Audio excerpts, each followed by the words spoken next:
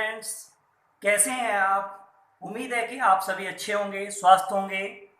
और अब तक हमने पढ़ा था सॉल्यूशन में भी कंसंट्रेशन ऑफ सॉल्यूशन की न्यूमेरिकल एग्जांपल्स। 3 एग्जांपल हमने पढ़े थे, तो अब हम बात करते हैं एग्जांपल नंबर 4 की। एग्जांपल नंबर 4 क्या है बेटा? उस विलयन की मोलरता की गणना कीजिए जिसमें 5 ग्राम NaOH 450 ml विलयन में घुला है। तो इस क्या क्या दिया है? NaOH का भार दिया है।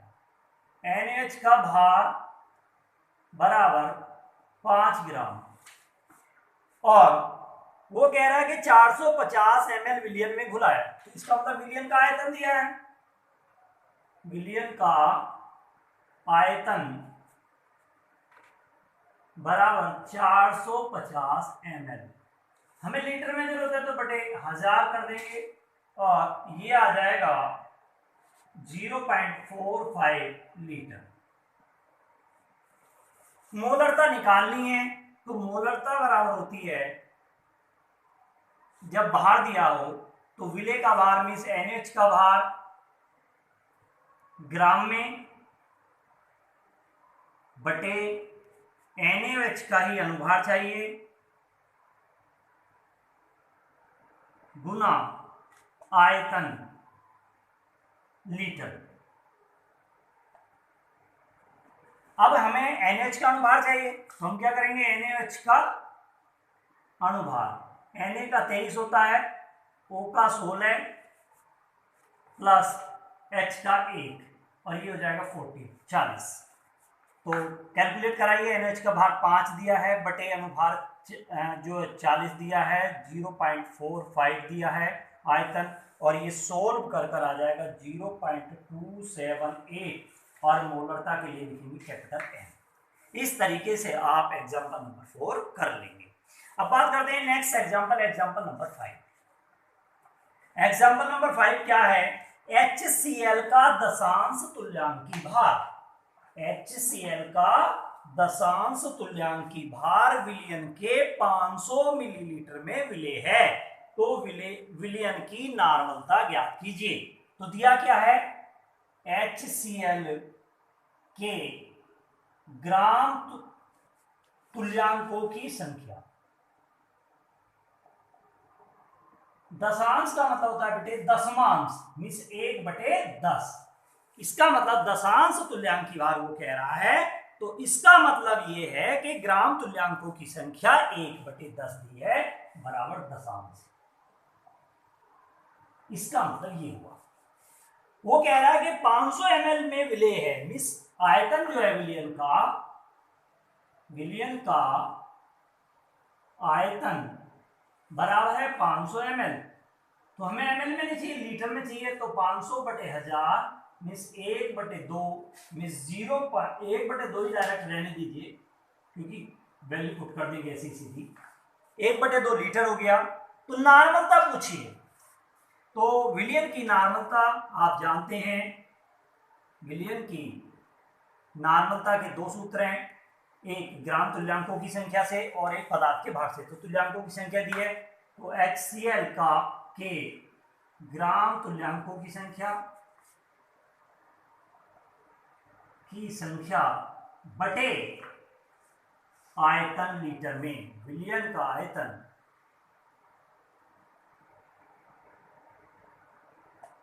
लीटर में, वैल्यू पुट कराइए।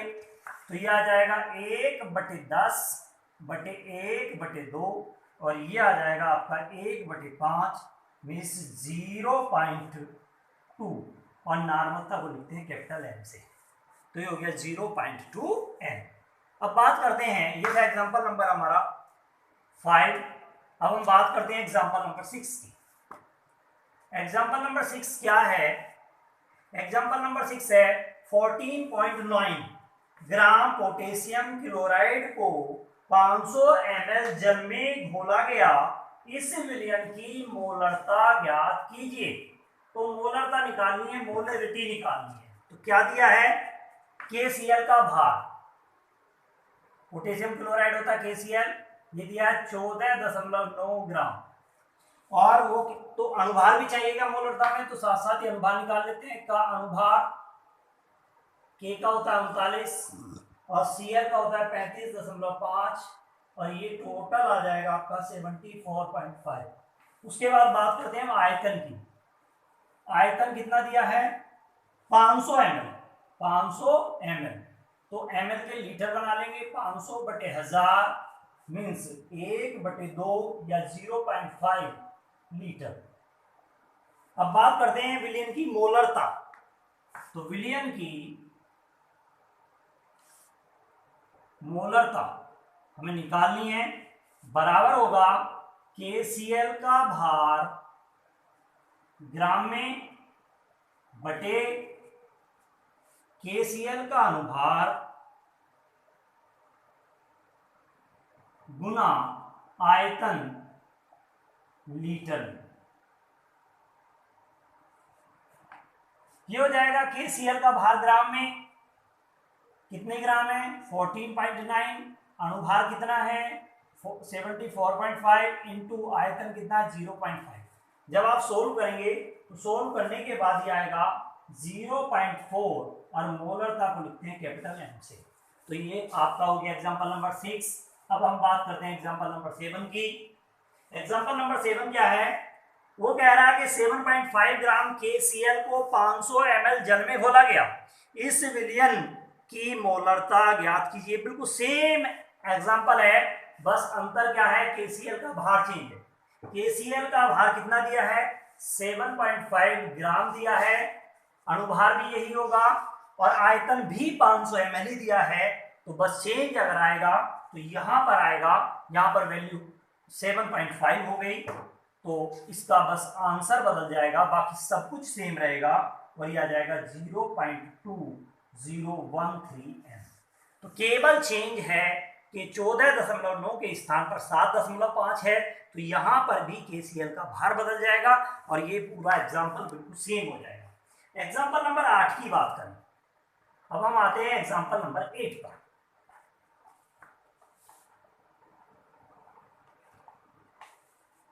एग्जाम्पल नंबर 8 है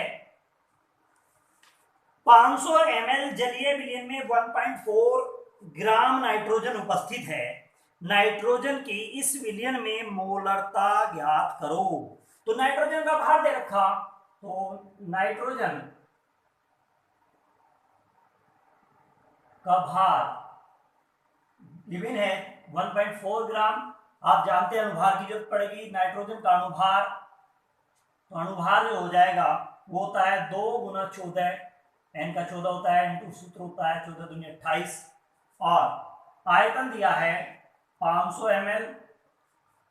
तो 500 ml तो 500 बटे 1000 मीन्स 1/2 मीन्स 0.5 लीटर। बस आपको निकालनी है मोलरता। तो मोलरता बराबर सूत्र आप जानते हैं, N2 का भार ग्राम में बटे अनुभार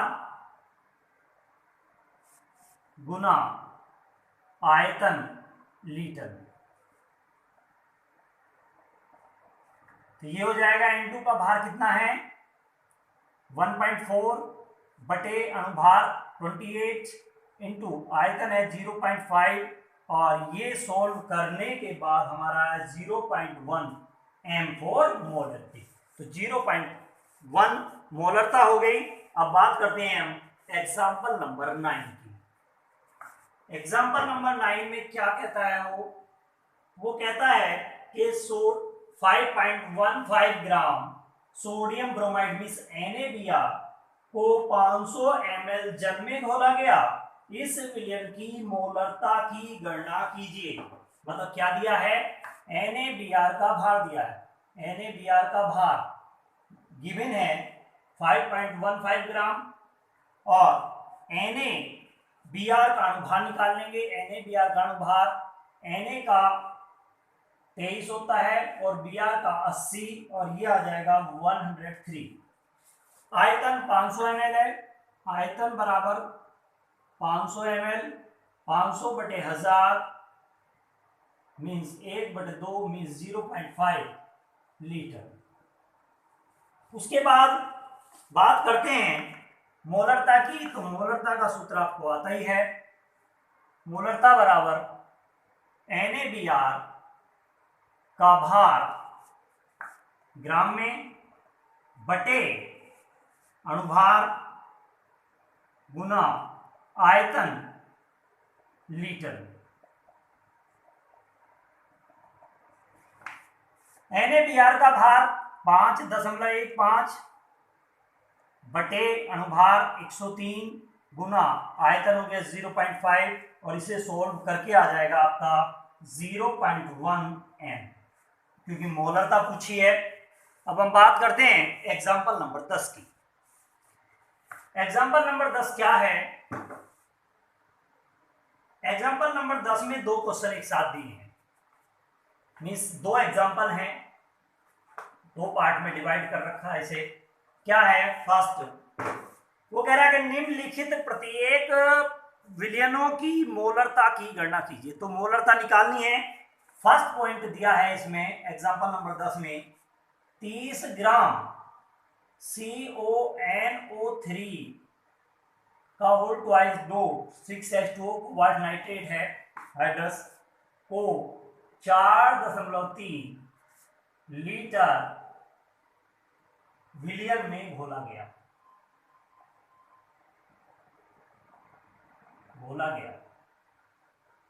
हो। और दूसरा दिया है, सेकेंड पार्ट इसका दिया है 30 ml 0.5 m H2SO4 को 500 ml तक तनु किया जाता है।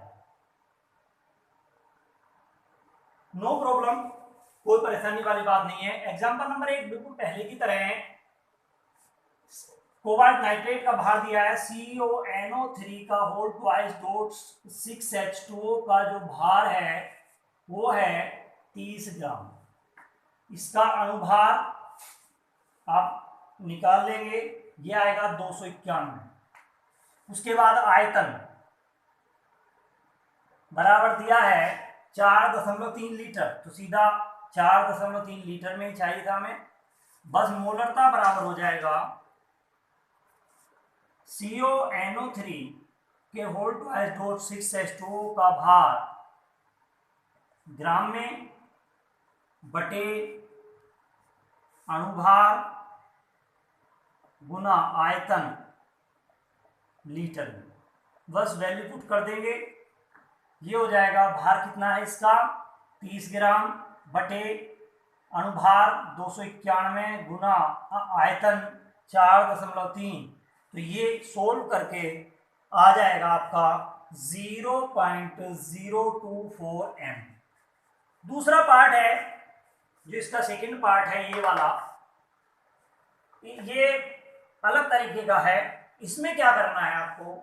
इसमें H2SO4 के लिए सपोज हम V1 और M1 मानना है, तो V1 बराबर जो गिवन है वो 30 ml है और M1 जो है वो 0.5 m फॉर H2SO4। आप H2SO4 के लिए मान लें। H2SO4 में आपने 500 ml तक तनु कर दिया तो वो डायलूट H2SO4 हो गया। तो V2 बराबर जो हो गया वो हो गया आपके पास 500 ml फॉर डायलूट H2SO4, और M2 आपको कैलकुलेट करना है। तो आप लिखेंगे वी नो दैट, एक फॉर्मूला है जो आपको लर्न करना है, M1V1 बराबर M2V2। वैल्यू पुट करा दीजिए सारी, इंप्लाइज दैट M2 बराबर हो जाएगा M1V1 बटे V2। M1 आपके पास है 0.5, V1 आपके पास है 30 अपॉन M2 आपके पास V2 आपके पास है 500, और ये सोल्व करके जो आपके पास आएगा वो आएगा 0.03 m। तो इस तरीके से भी मोलरता निकाली जा सकती है। यदि मोलरता में ml और मोलरता दी है और उसे डाइल्यूट किया गया है तो इस फार्मूले से निकालेंगे M1V1 से। नॉर्मलता के लिए भी ये फार्मूला अप्लाई हो सकता है कि अगर M1 की जगह N1 दिया हो तो N1V1 बराबर N2V2। धन्यवाद।